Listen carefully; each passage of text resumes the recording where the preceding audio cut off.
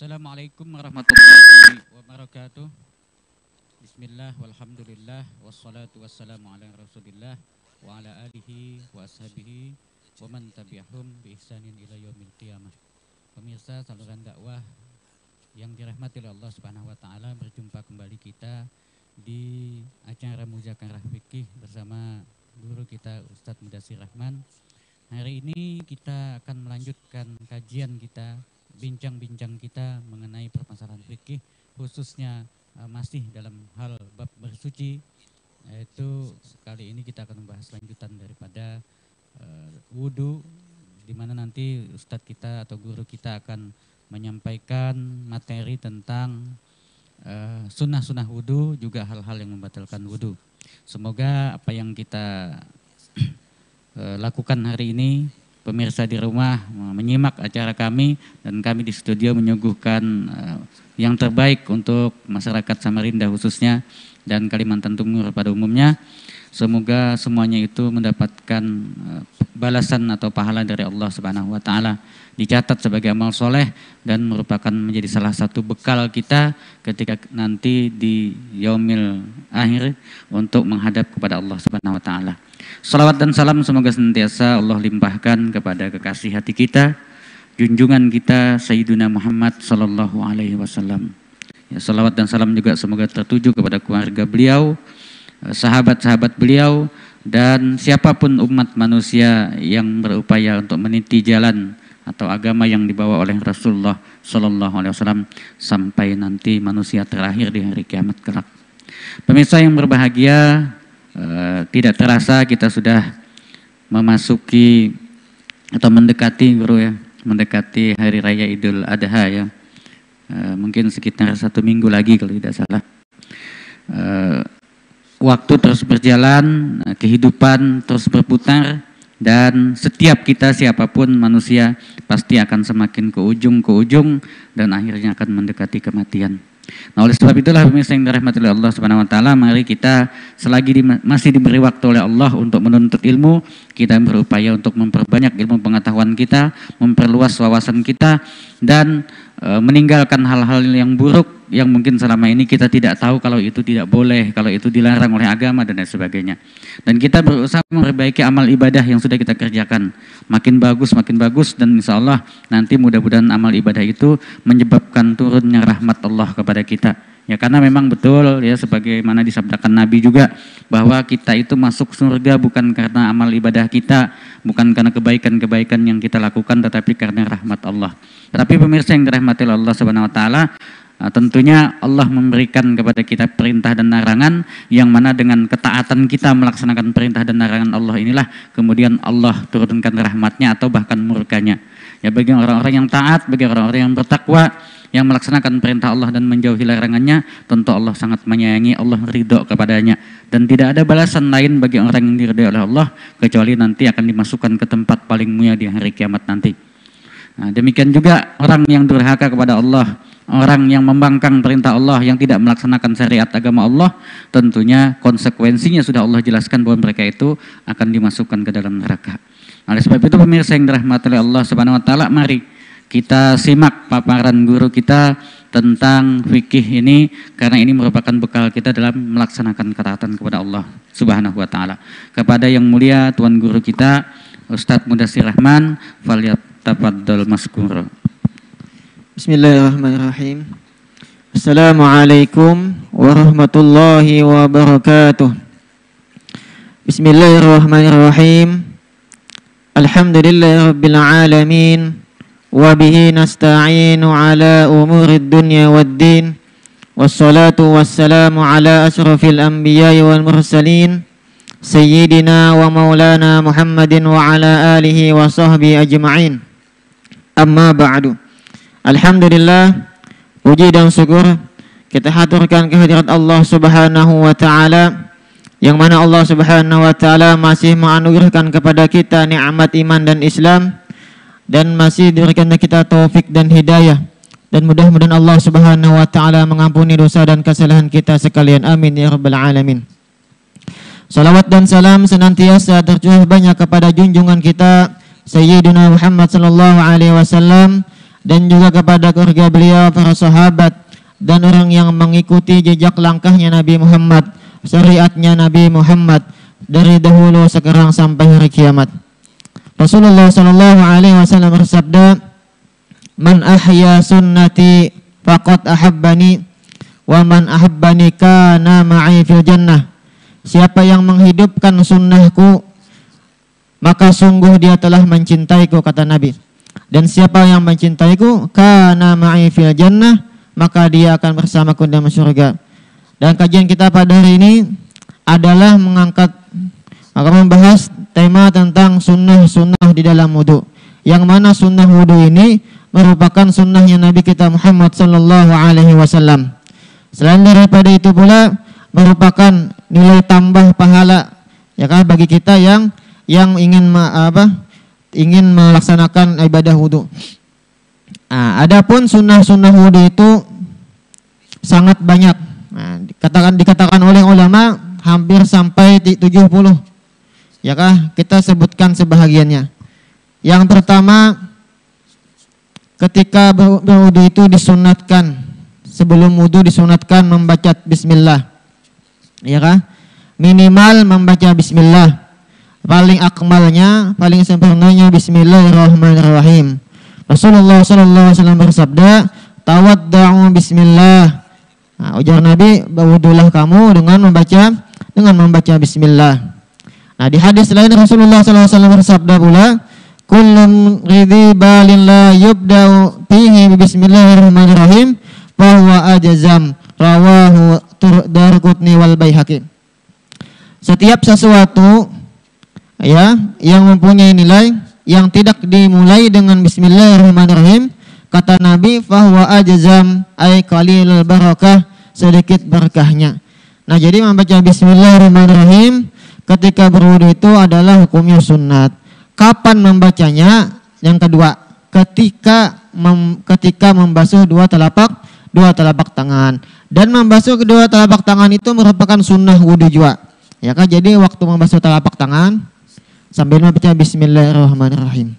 Ya kan? Selanjutnya setelah membasuh dua telapak tangan, disunatkan lagi madmadah, yaitu berkumur-kumur, ya kan? Berkumur. Ini sunat hukumnya. Ya, kemudian setelah berkumur-kumur disunatkan lagi istinsyaq, yaitu memasukkan banyu ke dalam hidung. Madmadah dan istinsyaq ini boleh digabung dalam satu gayung. Maksudnya kayak ini. Waktu kita mengambil banyu, boleh satu gayung ini untuk dua sunnah, ya kan? Boleh gas satu kumur, satu lagi untuk istinsyaq, ya kan? Dan hasil aja dapat pahala sunat sekalipun hanya memasukkan banyu tanpa dikumur-kumurkan. Masukkan, buang, itu dapat aja pahala sunnahnya. Tapi yang afdalnya adalah ketika memasukkan banyu ke dalam mulut itu dikumur-kumurkan dengan kuat, dengan mubalaghah. Termasuk istinsyaq juga, ya kan? Rasulullah sallallahu alaihi wasallam bersabda, jadi sunat-sunat ini adalah gawian Nabi. Nabi menggawi berataan, ya kan? Ujar Nabi apa? Ma minkum rajulun yakrabu wudu'uhu. Tidaklah salah seorang daripada kalian, ya kan, yang ingin ngambil wudu, fayatamat wada, kemudian diberkumur-kumur, wa istansyaqa, kemudian memasukkan air ke hidung, fayantasira, kemudian menghempaskannya, illa kharat khataya wajhi, kecuali berjatuhan kesalahan wajahnya yang ada di mukanya, wa fihi, dan ada di mulutnya, wa khayashimi, dan ada di dalam hidungnya. Rawahu Muslim.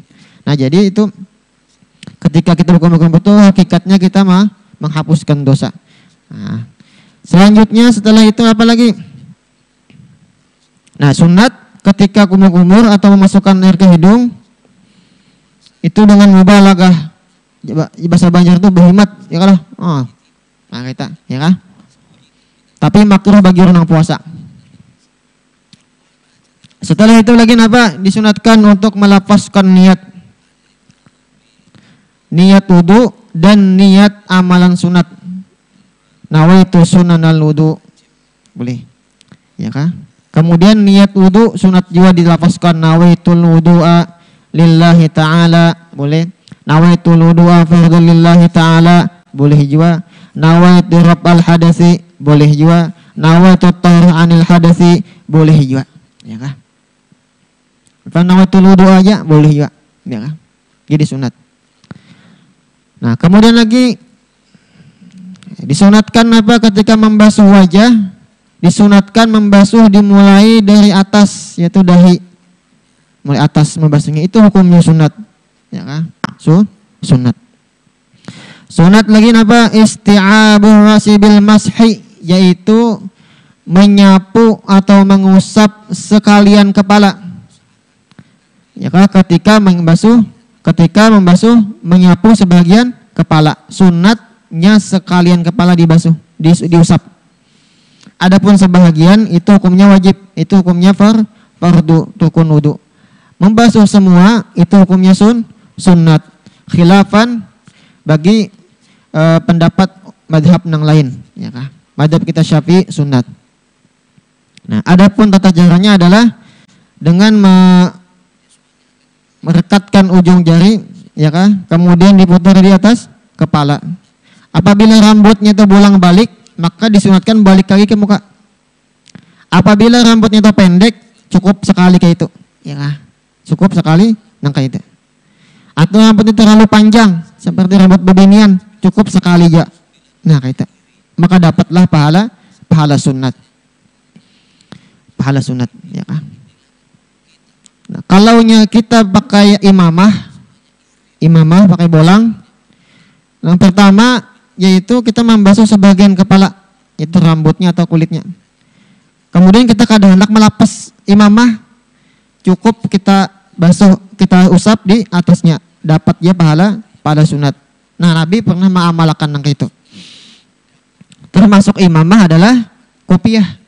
Jadi kadang hendak menghafal kopiah, boleh kopiahnya diusap, dapat dia pahala sunat. Selanjutnya lagi disunatkan mashul udhunaini, yaitu mengusap dua telinga. Jadi membasuh atau mengusap dua telinga itu adalah hukumnya sunat, ya kah? Dan disunatkan baimbai. Nah, jadi sunatnya itu baimbai, yang kedua ujung jari telunjuk masukkan ke dalam, ya kah? Bagian dalam, kemudian ibu jari di belakangnya ini, diputar kayak itu, ya kah? Nah, diputar kayak itu. Kemudian sunat lagi telapak tangan kita yang basah ini selesai menyapu dua telinga, sunatkan itu. Nah, ya kah? Setelah itu apa lagi? Disunatkan takhlilul lihiyatil katsah, yaitu menyelat-nyelati janggut yang tebal. Bagi yang berjanggut. Jadi janggut yang tebal itu sunat diselat-selati mulai bawah pakai jari-jari kita. Bagi yang berjanggut itu sunat apabila janggutnya tebal. Apabila janggutnya tipis, ya kah wajib hukumnya supaya menyampaikan banyu ke kulit. Nah, karena Nabi Rasulullah SAW kana yukhallilu lihyatahu, ya kah? Karena Nabi itu menyelat-nyelati janggutnya. Kemudian lagi selanjutnya disunatkan lagi menyelat-nyelati jari tangan dan jari kaki ketika membasuh dua tangan dan membasuh dua kaki. Nah, diselat-selatinya dengan cara musyabakah atau bitashbik. Nah, kayak itu. Sunat hukumnya. Kenapa? Ada hadis yang diriwayatkan oleh Imam Tirmidzi, anna Rasulullah sallallahu alaihi wasallam qala, "Idza tawadda'ta fakhallil asabi'a yadaik wa rijlik." Ya kah? Apabila engkau berwudu, jar Nabi, fakhallil asabi'a yadaik. Maka selat-selatilah tangan kamu, jari tangan kamu, wa rijlik, dan jari kaki. Nah, jadi ini hukumnya sunat. Nah. Kemudian lagi apa disunatkan lagi taqdimul yumna ala yusra, mendahulukan nang kanan atas nang kiri. Dahulukan membasuh telapak tangan, membasuh tangan kanan, habis itu membasuh tangan kiri. Ini hukumnya sunat, ya kah? Hukumnya sunat. Idza tawaddatum fabda'u bima yaminikum, rawahu Abu Dawud.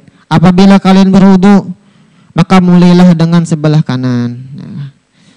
Dan hadis Rasulullah SAW, kan Rasulullah SAW adalah Nabi kita Muhammad SAW itu yuhibbut tayammun, suka memulai sesuatu dari kanan. Rawahu Bukhari. Jadi membasuh tangan dulu nang kanan dulu. Seandainya dibalik bang, kiri berdahulu yang kanan, sah aja wudunya, tapi kalau dapat pahala sunat. Bahkan makruh hukumnya. Meninggalkan sunat muakkad di dalam wudu itu hukumnya makruh. Kecuali anggota yang mudah untuk diimbayakan. Ya kah? Diimbayakan. Seperti membasuh dua telinga. Ini sunat beimbay. Sunat beimbay karena bisa aja mudah aja diimbayakan. Kalau membasuh dua tangan ngalih beimbay. Ya kah? Ngalih beimbay. Nah, kalau membasuh dua telinga, membasuh dua telapak tangan itu sunat diimbayakan. Nah, diimbayakan. Jadi Nabi itu suka memulai sesuatu itu dari sebelah kanan. Yuhibbut tayammun bi tana'ulihi wa tarajjulihi wa tuhuri wa fi sya'ni kullih. Ya kah? Nah, termasuk dia masuk masjid batis kanan. Keluarnya batis kiri. Kemudian lagi disunatkan taslisu, ya kah? Membasuhnya atau menyapunya, mengusapnya diulang sebanyak 3 kali. Membasuh telapak tangan 3 kali, kumur 3 kali, ini sunat. Memasukkan air ke hidung 3 kali, ini hukumnya sunat, ya kah? Kemudian lagi apa? Mengusap telinga, 2 telinga 3 kali, sunat juga 3 kali itu. Kenapa? Ada hadis yang diriwayatkan oleh Utsman bin Affan, anna Rasulullah sallallahu alaihi wasallam tawaddo'a salasan. Karena Nabi sallallahu alaihi wasallam itu berwudu 3 kali. Nah, jadi ini gawean Nabi kita Muhammad sallallahu alaihi wasallam. Nang sidin gawi, kita gawi juga, ya kah? Sambil mengatakan bahwa ini adalah sunnahnya Nabi kita Muhammad sallallahu alaihi wasallam. Sambil berwudu mengatakan ini sunnah Nabi Muhammad sallallahu alaihi wasallam. Ujar Sayyidina Ali yang berwudu dengan cara 3 kali ini apa? Hada wudu Rasulullah sallallahu alaihi wasallam. Ini adalah wudunya Nabi kita Muhammad sallallahu alaihi wasallam. Jadi sunat 3 kali. Ya kah? Makruh hukumnya lebih daripada 3 kali atau kurang daripada 3 kali. Apabila banyunya itu banyu wakaf, maka haram hukumnya melebihi 3 kali. Ya kah? Haram hukumnya melebihi daripada 3 kali. Diwakafkan untuk orang berwudu atau keperluan di masjid, maka ada boleh lebih daripada 3 kali. Nah, kemudian lagi selanjutnya apa? Mualat itu langsung, ya kah? Habis membasuh telapak tangan, langsung kumur, langsung memasukkan air ke hidung, ya kah? Langsung membasuh muka, langsung membasuh tangan. Nah, itu langsung. Itu hukumnya sunat. Jadi mualat itu atau langsung itu tanpa jeda itu di dalam madzhab kita Syafi'i hukumnya sunat. Seandainya berwudu membasuh muka sah jakubul karena Allah Ta'ala, ya kah? Sekalinya HP berbunyi, ya kah? Lalu masuk ke dalam, telepon dulu. Entah itu masuk wudu lagi disambungin nanti sahaja wudu, sekalipun sudah kering di basuhan muka tadi. Nah, karena mualat itu di dalam madzhab kita Syafi'i hukumnya sunnat. Tapi yang afdalnya adalah langsung, ya kah? Jangan dijeda, ya kah? Atau dicicil. Nah, itu. Tapi bagi orang yang mempunyai penyakit shahibud daurah seperti istihadah atau salisil baul kadati isbakami atau salisil rih kada mau ampih bakantut dan sebagainya, maka mualat ini bagi mereka itu hukumnya wajib dan merupakan syarat sahnya wudu. Jadi bagi babinian yang mempunyai penyakit darah istihadah atau darah penyakit, atau lelaki yang mempunyai salisil baul kada mau tiis bakami, maka mualat ini langsung ini adalah wajib dan merupakan syarat sah bagi mereka itu. Selain itu, apalagi wajib berwudunya itu sesudah masuk waktu. Jadi masuk waktu langsung berwudu. Ya kan? Syarat sahnya adalah masuk waktu. Apabila belum masuk waktu, bagi orang yang mempunyai penyakit ini kada sah wudunya. Ya, kada sah wudunya. Jadi masuk waktu dulu. Yang kedua, sebelum berwudunya diwajibkan apa? Istinja, membersihkan alat kemaluannya. Kemudian lagi memakai kain atau kapas ya supaya jangan najisnya jangan kemana-mana. Setelah itu langsung lagi setelah selesai istinja, selesai membersihkan, langsungnya berwudu. Dan wudunya itu langsung, kada boleh jeda ya kan sampai selesai dari awal sampai akhir. Setelah selesai berwudu ya kan langsung ini tuh sembahyang. Kada boleh dilambat-lambatakan kecuali menunggu azan atau iqamah boleh. Nah, ini bagi orang yang mempunyai penyakit salisil baul atau udah istihadah. Kan babingin ada yang mempunyai penyakit istihadah. Ya kan? Jadinya saat sahnya berwudu itu adalah masuk waktu. Kayaknya pulang bila masuk habis waktu bila masuk waktu yang lain berwudu lagi. Masuk waktu isya berwudu laginya. Masuk waktu subuh berwudu lagi itu bang selanjutnya, ya kah? Begitu selanjutnya. Ini bagi orang yang mempunyai penyakit. Nah, kemudian lagi apa? Disunatkan lagi wudu itu menghadap kiblat karena jihad atau arah yang paling mulia itu adalah arah kiblat. Nah, ini penting bagi pengurus masjid atau sholat membuat pewuduan itu usahakan menghadap kiblat, ya, supaya orang wudu itu dapat pahala sunat, pahala sunat. Nah, ini pentingnya orang jadi panitia masjid itu alim masalah fikih. Jadi mulahnya itu menghadap kiblat. Jadi orang berwudu, setiap orang kali berwudu menghadap kiblat. Nah, mulah itu kena dapat juga pahala, ya kan? Dapat juga pahala sunat. Kemudian disunatkan lagi duduk. Orang berwudu itu sunat duduk, ya kan? Duduk. Makanya selain menghadap kiblat, usahakan juga diulahkan bebangkuannya, ya kan? Bebangkuannya. Ada kalau nang kayak kotak kubus. Nah, itu sunat duduk. Ya, supaya apa? Supaya nyaman membasuh batis. Ya kan? Kayak tajungkang. Nah, sunat itu duduk. Nah, selanjutnya lagi disunatkan membaca doa. Membaca doa. Ya, asyhadu an la ilaha illallah wahdahu la syarikalah wa asyhadu anna Muhammadan abduhu rasuluh. Ya kan? Allahumma ja'alni minat tawwabina waj'alni minal mutatahhirina waj'alni min ibadikas sholihin. Sunat membaca doa dalam keadaan berdiri, telapak tangan menghadap ke atas langit, arah awak badan kita menghadap kiblat. Ya. Allahumma ja'alni minat tawwabina waj'alni minal mutatahhirin waj'alni min ibadikas sholihin. Dan masih banyak lagi sunnah-sunnah wudu itu, ya kah? Yang dikatakan oleh ulama sampai 70 macam. Nah, kita sebutkan ini hanya sebahagiannya aja, ya kan? Nah, ada sebagian ulama, ya kan, menganjurkan bahkan menyunatkan membaca doa ketika membasuh anggota wudu, ya kan? Nah, walaupun kesunahannya ini diperdebatkan oleh ulama, tapi Imam Al-Ghazali dan Imam Ar-Rafi'i menyunatkannya, yaitu membaca doa ketika membasuh tangan, membasuh muka. Allahumma bayyid wajhi yauma tabyaddu wujuhu wa taswaddu wujuh. Ketika membasuh tangan, Allahumma a'tini kitabi biyamini wa hasibni hisaban yasira. Ketika mengusap kepala, Allahumma harim sya'ri wa basri 'alan nar. Ketika membasuh batis, Allahumma tsabbit qadami 'ala sirati yauma tazilu bihil aqdam. Nah, ini doa-doa ini mestinya dihafal oleh anak-anak kita umat Islam, ya kan? Nah, tapi ini ulama berbeda pendapat tentang sunnah atau kada sunnahnya, ya. Tapi bagus saja diamalkan. Bagian yang hafal doanya, ya, supaya menambah pahala. Dan juga itu adalah doa, ya kah? Itu adalah doa. Nah, selesai sudah masalah sunnah, sebahagian daripada sunnah wudu.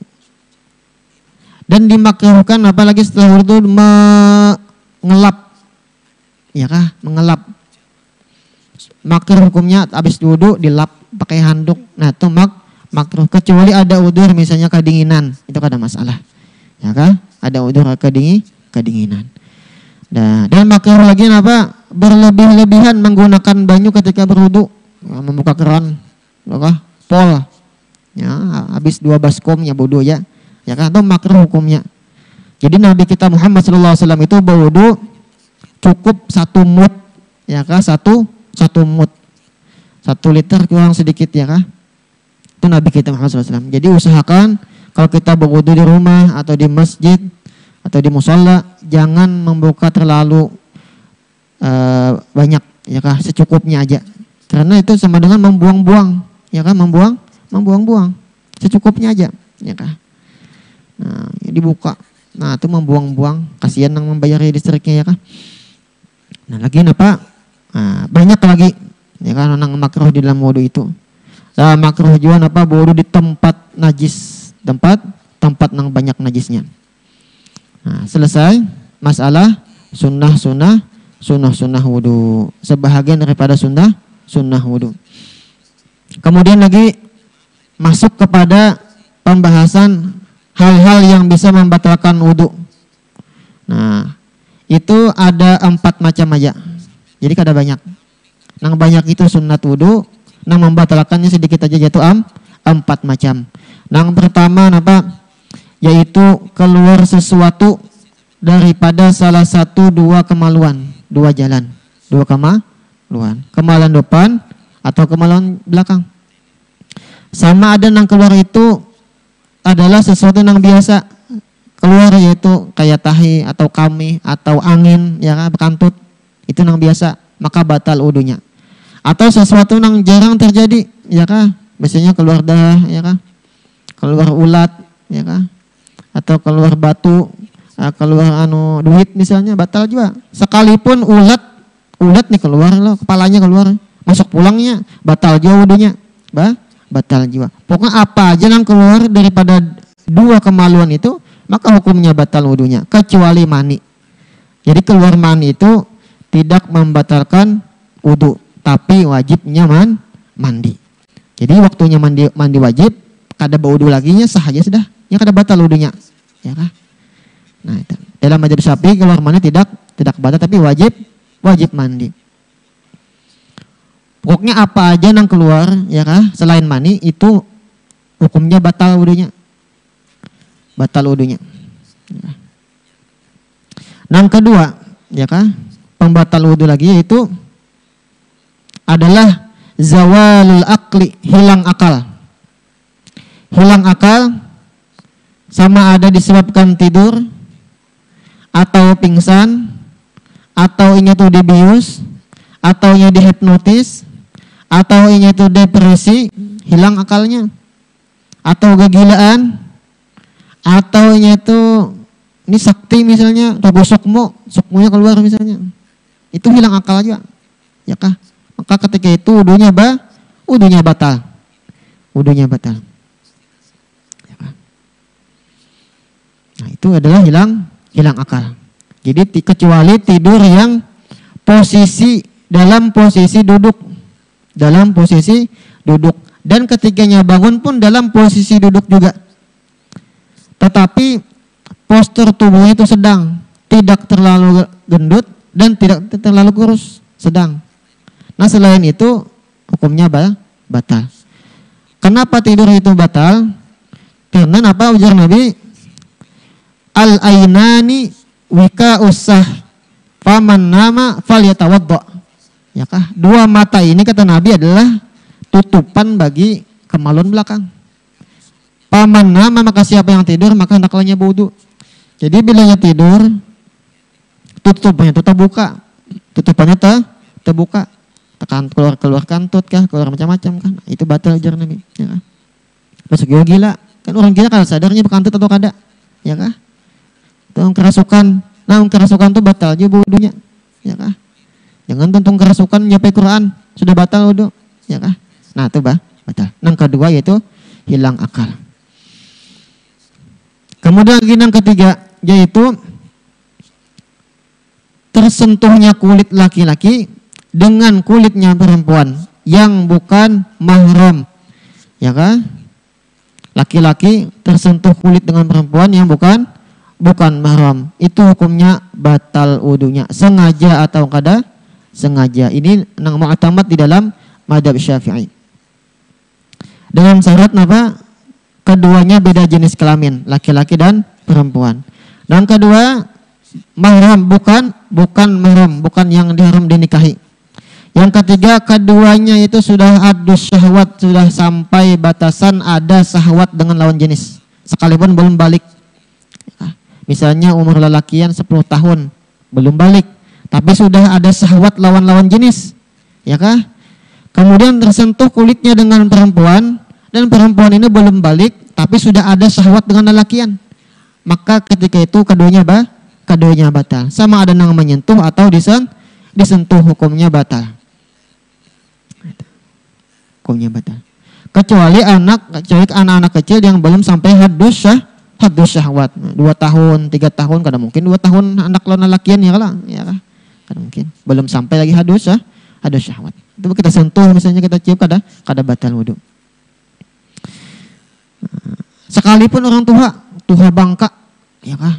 Tua bangka ini kada mungkin rasanya syahwat, rasanya lah tetap batal juga wudu. Salaman lawan nenek-nenek ya, itu batal wudunya. Karena nenek-nenek mesti ada juga syahwatnya. Lawan siapa? Lawan kai-kai juga, ya kah?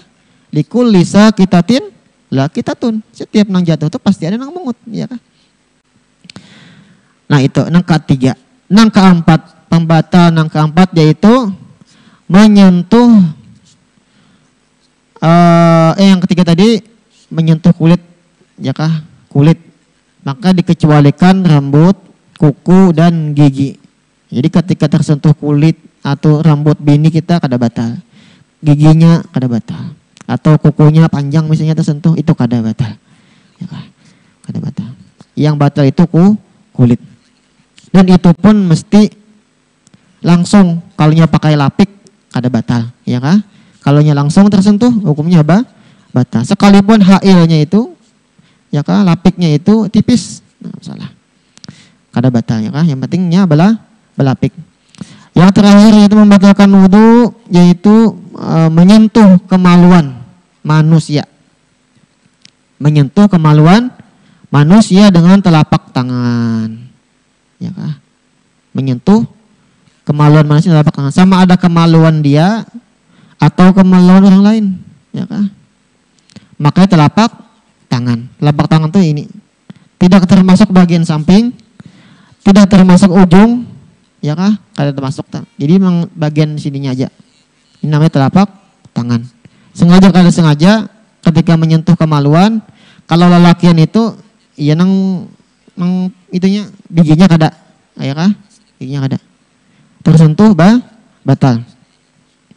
Kalau babinian, kemaluan nang batal disentuh itu adalah dua bibirnya, ya kah? Dua bibir kemaluannya.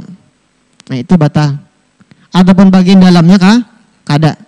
Misalnya babinian memasukkan jarinya ke dalam kemaluan depannya, tapi kada tersentuh dua bibirnya itu, kada batal. Tapi pasti keluarnya batal, ya kah? Karena keluar sesuatu itu batal. Nah kemudian lagi apa? Menyentuh kemaluan belakang, ya kah? Itu pun yang bagian bulatnya, ya kah? Bagian bulatnya itu aja yang batal. Adapun pipi bulat kah? Kada batal. Nah itu batal. Jadi kemaluan manusia, amun kemaluan binatang kada batal, ya kah? Kucing misalnya dijapai pagarnya kada batal. Ya kada ada syahwat kita lawan binatang. Kecuali nang kada ada normal lah. Nah itu. Nah itu 4 macam nang bisa membatalkan wudu. Jadi pertama tadi ulang yaitu keluar sesuatu dari dua kemaluan, apa aja yang keluar kecuali mani. Yang kedua hilang akal disebabkan tidur atau tidur, pingsan, mabuk, ya kah? Atau dibius atau dihipnotis atau kerasukan atau macam-macam segala jenisnya. Pokoknya hilang akal dengan segala jenisnya hilang, itu batal. Nah, kemudian lagi tersentuh kulit laki-laki dengan perempuan yang bukan mahramnya, ya kah? Dan tidak ada hail, tidak ada penghalang. Nah, kemudian terakhir yaitu menyentuh kemaluan, itu batal. Nang menyentuh nang batal, nang disentuh kada batal. Misalnya seorang laki-laki si A menyentuh kemaluan si B laki-laki, yang A aja nang batal, nang B kah Kada batal. Nah, itu aja yang dapat Undang sampaikan, mudah-mudahan bermanfaat. Mungkin ada pertanyaan yang bisa kita bahas. Baik, pemirsa yang dirahmati oleh Allah Subhanahu wa taala, kita sudah mendengarkan tadi paparan dari guru kita Ustadz Mudasir Rahman tentang hal-hal yang berkenaan dengan sunnah-sunnah wudhu dan yang membatalkannya. Maksudnya membatalkan wudhunya guru ya, bukan yang membatalkan sunnahnya ya kan. Pemirsa yang dirahmati oleh Allah Subhanahu wa taala, bagi Anda yang ingin bertanya atau menyampaikan tanggapannya bisa melalui nomor telepon yang ada di layar televisi Anda atau di layar YouTube Anda. Pertanyaan dikirimkan ke nomor tersebut melalui WA atau WhatsApp, atau bisa juga melalui kolom komentar yang ada di channel YouTube TV Islamic Center Samarinda. Nah, baik pemirsa yang dirahmati Allah Subhanahu wa taala, sementara menunggu pertanyaan yang masuk, kami akan membacakan pertanyaan yang sudah masuk ke WA saya mulai tadi malam dan kemarin ya, mulai kemarin. Mungkin ada beberapa pertanyaan. Nah ini menarik nih, karena biasanya nih guru, kalau di masyarakat kita itu kan yang namanya keluarga itu sudah adat kita tuh ya sudah keluarga ya, ipar ya, saudara ya, adik ya kan. Bahkan kadang-kadang tetangga pun sudah dianggap saudara ya, ada dianggap sanak ya kan. Tapi tentunya agama kita ini kan punya batasan-batasan sendiri, aturan-aturan sendiri. Nah ini ada pertanyaan, apakah batal wudhu seorang laki-laki sebab bersalaman dengan iparnya yang perempuan? Nah ini kayak apa nih? Jadi tadi sudah ulun sebutkan bahwa batalnya bersentuhan antara kulit laki-laki dengan perempuan itu adalah pertama mesti bertemu kulit. Kemudian yang kedua adalah tanpa ada hail penghalang atau lapik ya kan, atau lapik kada masalah. Yang ketiga adalah keduanya itu sudah ada haddus syahwat, ada syahwat sudah keduanya. Apabila salah satunya aja kada batal, pasti keduanya ada mempunyai sudah syahwat kepada lawan jenisnya. Kemudian yang keempat adalah bukan daripada mahram. Mahram itu adalah man haruma nikahuha, orang yang haram dinikahi. Adapun ipar itu bukan termasuk mahram, ya kan? Bukan termasuk orang yang haram dinikahi. Maka ketika tersentuh kulit laki-laki dengan perempuan yang iparnya tadi, maka hukumnya batal. Bukan itu aja, ya kan? Bukan di situ aja hukumnya dengan iparnya. Bahkan membuka aurat pun di hadapan ipar hukumnya haram juga, ya kan? Karena ini dianggap ajnabiyah. Ajnami orang lain. Gitu. Karena ipar tuh masih boleh dinikahi, walaupun kada boleh digabung. Ya kan, misalnya bini kita meninggal, naudzubillah, iparnya di senaknya dikawini pulang, itu boleh, ya kan? Kalau cerai guru, bukan meninggal tapi cerai. Cerai boleh. Boleh. Ya, karena dia kada ta'abbud, katanya haramnya itu bukan selamanya. Ya haramnya itu menggabung. Ya, menggabung itu. Jadi haram itu lah, yang haram nikah itu pertama mama. Kemudian lagi anak kita yang perempuan, kada boleh kawin dengan anak kita perempuan. Kemudian saudari kita yang perempuan, sama ada sebapa, seibu atau sebapa seibu, ya kan? Kemudian lagi ammah itu adalah bibi dari pihak abah. Oh, pihak abah. Itu ammah namanya. Di sanak abah nang babinian sama adi nang tuhak atau nang anum kah? Atau kita bahasa Banjar tuh acil, ya kan? Acil. Marina dari pihak abah tuh ammah bahasa Arabnya. Kemudian lagi apa? Khalah. Kita babinian yang di pihak ibu. Nah itu mahram juga hukumnya. Kemudian bintul akhi, anak perempuan saudara kita, ponakan. Kemudian lagi bintul ukhti, anak perempuan dari saudara perempuan kita, ponakan juga. Nah itu 7 macam nang haram menikahi. Selanjutnya lagi apa? Termasuk juga nang rodoah, yaitu susuan. Mama susuan, saudara susuan, ya kah, apa lagi itu, bibi susuan, ya kah, nang tadi, ya kah. Nah, kemudian lagi 4 macam nang juga haram dinikahi, yaitu ummu zaujah, mama bini kita yaitu mertua. Itu kada boleh dinikahi ya kan selama-lamanya. Tapi kalau kita bersentuhan kada batal wudunya karena mahram. Kemudian lagi napa bintu zaujah, anak perempuan dari bini kita. Misalnya bini kita tuh ada bisi anak dengan laki-laki yang lain, dengan lakinya yang lain maksudnya, ya kan?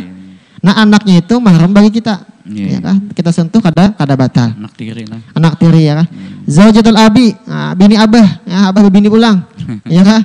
Mama tiri. Mama tiri kada batal juga wudu karena itu ta'abud juga. Ibu Selamanya kita. kada boleh dinikahi. Kada boleh nikahi bekas abah, ya kan? Bekas mama. Bekas abah ya kan? Bekas abah. Zaujatul ibni, bini anak, menantu. Nah, ya kada boleh juga. Anak bisi bini, nah bininya itu mahram bagi kita, ya kan? Kada batal kita wudu tak. Kecuali anak angkat gula. Anak angkat tuh orang lain. Oh iya. Jangan anak angkat. Bini kita kan dianggap orang lain, ajnabi ya. Karena bini itu boleh dinikahi. Iya. Setiap yang boleh dinikahi batal wudunya. Ini di dalam madhab kita Syafi'i. Ya kan? Allahu a'lam. Nah, jadi ini guru sebelum lanjut gitu kan. Tadi saudara kan dilarang nikah, keponakan dilarang nikah. Tapi kan anak dengan anak berarti sepupunya boleh nikah lah. Iya. Iya. Sepupu boleh nikah. Boleh nikah. Baik. Kita lanjutkan lagi pertanyaan yang kedua. Ini paling rancak nih guru, termasuk ulun ini. Apakah makan itu termasuk membatalkan wudu? Nah, makan minum ya kan? Iya. Apakah makan atau minum itu membatalkan wudu? Iya. Ya kan? Disebutkan dalam Al-Muhadzab, Al-Majmu' ya kan? Dan kitab-kitab Syafi'iyah yang lain bahwa selain daripada 4 macam tadi itu kadang membatalkan wudu. Termasuk makan minum. Ya kan? Kenapa? Karena Nabi SAW akala katbasyatin, pernah makan bahagian paha atas kambing. Summa shalla, kemudian Nabi sembahyang walam yatawadda, Nabi kada wudu, ya kan? Rawahu Muslim. Nah, ini hadis yang dipakai oleh ashabus Syafi'i menguadahkan bahwasanya makan minum itu kada batal wudu. Adapun di mazhab lain, mazhab Imam Ahmad bin Hambal, itu makan, tapi makannya makan daging onta, ya kan? Ada juga pendapat bahwasanya makan sesuatu yang dimasak pakai api itu membatalkan, itu mazhab lain. Nah, mazhab kita Syafi'i, mau makan apa kah? Makan yang masak di api kah atau kada masak di api kah? Makan daging atau kada daging? Kada batal wudunya. Berarti kalau yang mazhab yang makan dimasak dengan api itu batal. Berarti kalau pakai kompor listrik kada batal lah guru itu. Mungkin mulhak dihubungkan dengan api ya kan? Bid'ah itu kira bid'ah kada ada zaman Nabi. Baik, Mesa yang Budiman, ini kita masih ada beberapa pertanyaan ya masuk ke WA ini. Yang ketiga, ini bapak-bapak, ibu-ibu muda nih biasanya yang bingung. Kalian sudah lama punya anak banyak kayaknya enggak terlalu bingung. Bagaimana caranya nih kita sudah wudu, tapi kita harus membersihi anak kita yang sedang mungkin bahasanya apa itu BAB kan, anak bayi apa segala macam. Itu gimana guru tuh? Bahasa Banjar aja lah. Iya, bahasa membasi anak bahaya, ya kan? Iya, bahaya. Sedangkan kita ini berwudu, kayak apa caranya supaya batal? Nah, itu. Sedangkan menyentuh kemaluan, batalnya itu dengan telapak tangan. Selain telapak tangan kada batal, ya kan? Maka cara membasuh anak bahaya itu apa? Pakai batis, ya kan? Pakai ujung ibu jari batis, ya kan? Sampai disiram kayak itu. Nah, kada batal wudu, ya kan? Yang batal itu telapak tangan. Jadi caranya itu pakai batis sampai di apa? Jadi kalau batis kada batal lah. Kada batal. Tapi jangan kekuatannya ninjak.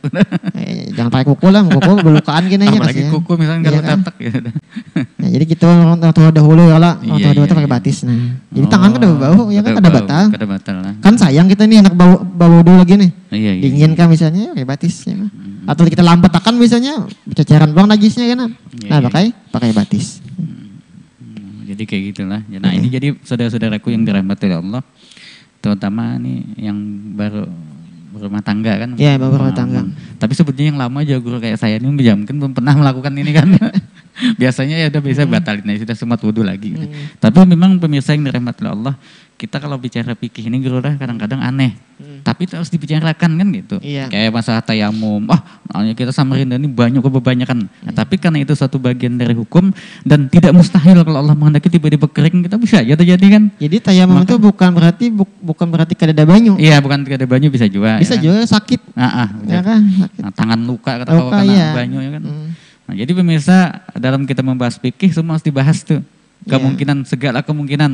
Nah, artinya masalah itu nanti kita laksanakan atau kita terpakai apa tidak kan. Nah, itu lain cerita. Nah, baik, ini yang pertanyaan terakhir nih. Enggak, bukan terakhir, pasti ada 2 pertanyaan. Yang keempat ini, nah ini juga nih. Ini pernah kita kemarin, cuma ini bagus diulang lagi nih. Apa hukumnya wudhu dalam WC?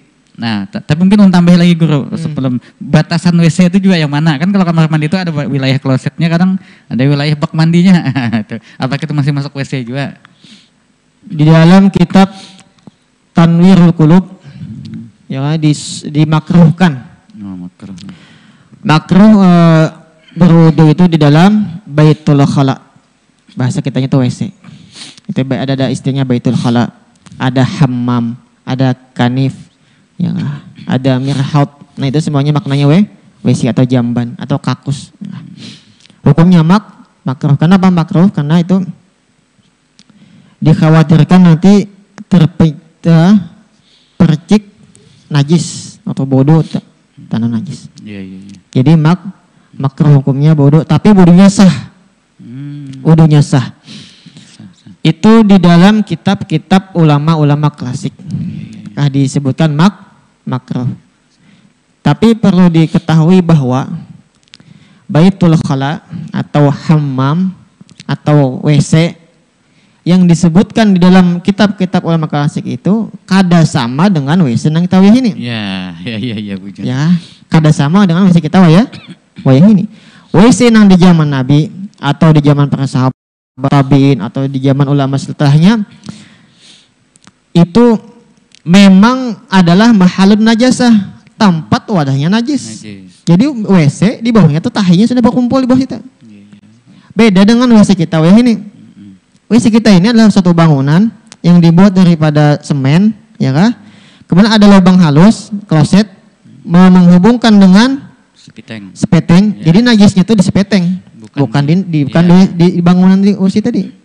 Maka oleh ulama-ulama seperti Syekh Ali Jum'ah dan juga fatwa daripada Darul Ifta Al-Misriyah mengatakan boleh berwudu di dalam WC, bukan makruh, ya kah? Karena WC-nya kada sama dengan WC di zaman dahulu. Iya, ya kah? Dan bolehnya membaca Bismillahirrahmanirrahim, baca sunat-sunat wudu. Bismillahirrahmanirrahim, nawaitu lillahi ta'ala, lillahi ta'ala, sunat. Dan wajib bina menjawab orang lain yang menjawab salam. Assalamualaikum, waalaikumsalam. Ya kah? Karena beda dengan asal jangan pas nongkrongnya. Asal jangan waktu kita perhatan, ya kan? Ya. Perhatan keluar tuh. Kan biasanya WC kita itu digabung dengan tempat kamar mandi, ya kan? Itu kan ada masalah. Jadi boleh aja. Ada sebagian ulama lagi mengatakan ini ulama-ulama Saudi itu disunatkan membaca dalam hati, ya kan? Jadi ada aja ambilannya. Nah, jadi hukumnya tetap boleh sah, ya kan? Kada masalah, kada mempengaruhi sah atau kada sahnya. Ya, yang masalahnya itu ada makruh atau kada makruh. Tapi memang WC kita kada sama dengan WC di zaman dahulu. Kada sama, jauh benar bedanya. Dulu betakai juga memang betakai ya, apalagi WC nang di sungai. Itu jauh lagi kada sama lagi. Kada ada najisnya lagi situ. Langsung camplong. Langsung hilang, langsung habis makan iwak. Ya kan? Iwaknya gini dimakan.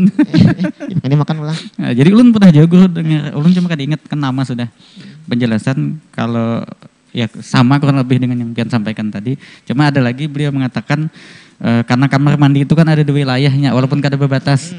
Yang wilayah kloset itu kan ada semennya sekarang segi 4 ya. Nah, kalau di situ nya tetapnya menganggap haram.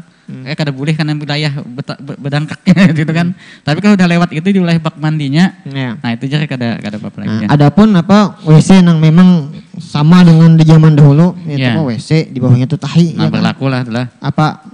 Memang di tanah ditaboknya ya lah. Di lubangnya. Ditutupi sedikit semua. Iya.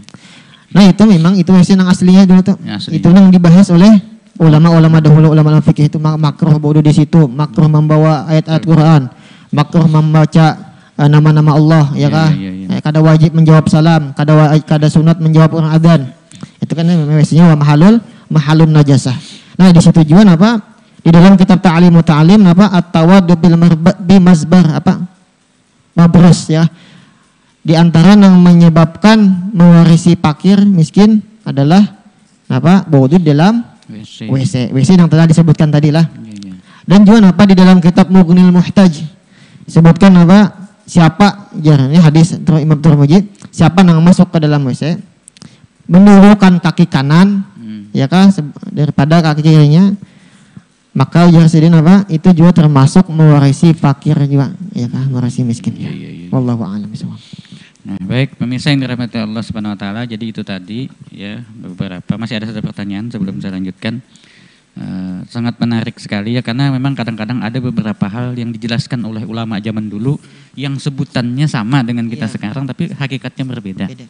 Nah, maka sebab itu kita harus banyak-banyak mengkaji, banyak-banyak bertanya kepada para ulama, jangan hanya mengambil dari satu sumber yang kadang-kadang apa aja orang tuh textbook. Nah, itu perlu diperhatikan. Tekstual ya. Baik, selanjutnya pertanyaan terakhir. Ini adalah berkenaan dengan, ini sebenarnya seandainya tidak ada corona ini pas sekali nih. Karena ini berkenaan dengan tawaf di Ka'bah, nah, ya kan.